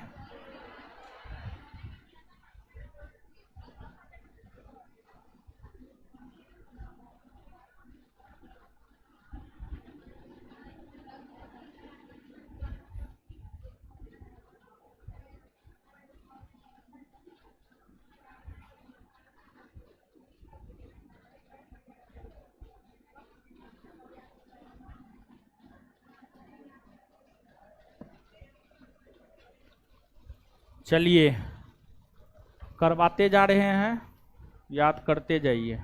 ठीक है। होमवर्क भी दिए थे कुछ। क्या दिए थे? बायोलॉजी जितना होगा उतना, और पॉलिटी में जितना हुआ था उतना। आज होमवर्क नहीं पूछेंगे। होमवर्क पूछेंगे कल, और पूछेंगे 1 by 1। कल ये नहीं पूछेंगे कि जिसको याद है वो खड़ा हो जाइए। कल हम खड़ा करेंगे अपनी मर्जी से। और होमवर्क सुनिए, चैप्टर 4 पूरा, और चैप्टर 5 में आज जहां तक हुआ है उतना, और बायोलॉजी में आज तक जितना होगा चैप्टर 9 उतना पूरा।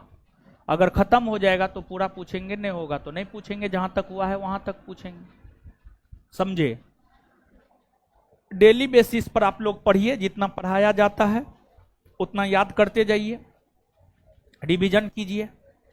कल जो है नीचे ही रहिए, नीचे ही रहिए। हाँ बोलिए, क्या है? क्या है बोलिए ना। इसको बोले थे फाड़ के लाने के लिए।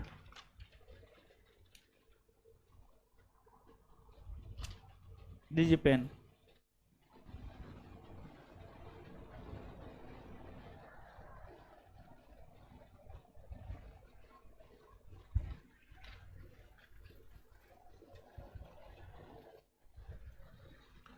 चलिए मिलते हैं अगले क्लास में। बायोलॉजी का क्लास है अपना, कीजिए। धन्यवाद।